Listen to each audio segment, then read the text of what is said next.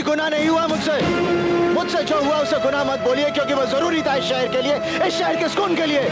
उन 4 लोगों की पहचान मिटाकर मैंने एक नेक काम किया मिस्टर खुराना, और इसके लिए मैं जेल की सलाखों के पीछे अपनी जिंदगी नहीं गुजारना चाहता, ना ही पुलिस से भागते हुए जीना चाहता हूँ, क्योंकि मैंने कोई गुनाह नहीं किया है। वो आदमी जिसे पुलिस किलर के नाम से चार्जशीट कर चुकी है, जिसने 3 कत्ल करके पूरे शहर में दहशत फैला रखी है, वो मुझसे अपना केस लड़ने की बात कर रहा है। 3 नहीं 4 खून किए हैं मैंने।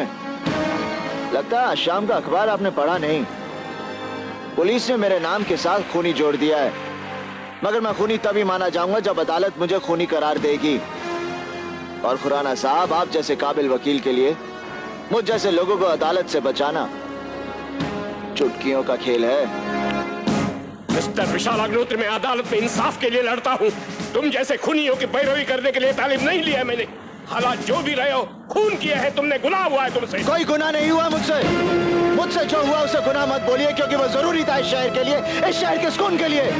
उन 4 लोगों की पहचान मिटाकर मैंने एक नेक काम किया मिस्टर खुराना, और इसके लिए मैं जेल की सलाखों के पीछे अपनी जिंदगी नहीं गुजारना चाहता, ना ही पुलिस से भागते हुए जीना चाहता हूँ, क्योंकि मैंने कोई गुनाह नहीं किया है। और आपके बारे में सब जानता हूँ मैं। कितने गुनहगारों को छुड़ाया आपने, और उनको छुड़ाने के लिए कितनी कीमत ली आपने, सब जानता हूँ। अब खुद को नंगा करने में ज्यादा वक्त मत लो खुराना। साफ साफ बताओ कि क्या रकम चाहिए। 5 करोड़, 10 करोड़? हाँ?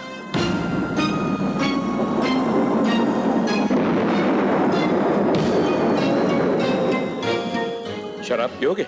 मैं शराब नहीं पीता। मिस्टर विशाल, तुमने अपने केस के लिए जो कीमत लगाई है उससे मुझे इतराज नहीं है, मगर एक बात मैं भी जानना चाहता हूं। जिस आदमी के पीछे पुलिस लगी है, जो पनाह के लिए शहर का एक कोना तलाश रहा है, वो 10 करोड़ का इंतजाम कहां से कर पाएगा? खुराना साहब, अगर मैं बदनाम हुआ हूं तो थोड़ा सा नाम भी कमाया है, पैसे आपको मिल जाएंगे।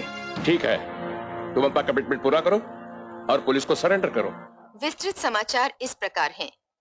एक अपराधी विशाल अग्निहोत्री और पुलिस के बीच चल रही आंख मिचौली आज समाप्त हो गई। विशाल अग्निहोत्री ने आज पुलिस के सामने आत्मसमर्पण कर दिया। इस अपराधी को 4 बड़ी हस्तियों के कत्ल के मामले में चार्जशीट किया गया था और पुलिस इसकी तलाश में थी।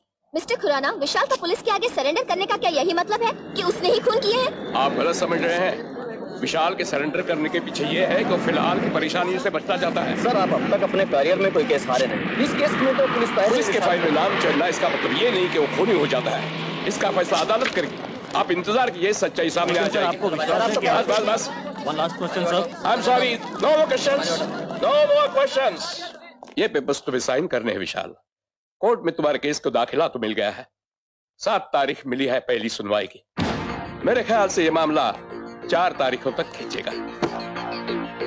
मैंने तुम्हारी क्राइम ब्रांच शिफ्ट करवाने के ऑर्डर्स कैंसिल करवा दिए हैं। अब तुम यही रहोगे।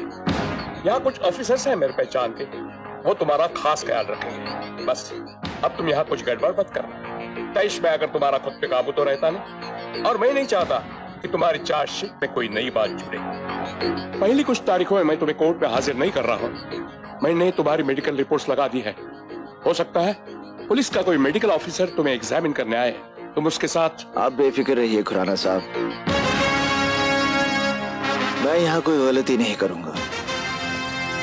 मैं भी नहीं चाहता कि मेरी चार्जशीट में कोई छोटी मोटी बात जुड़े।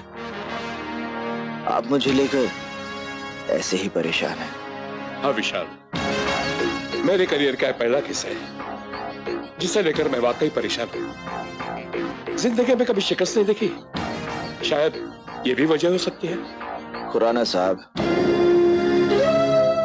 आपकी काबिलियत पर आपसे ज्यादा मुझे भरोसा है। ये केस आप ही जीतेंगे।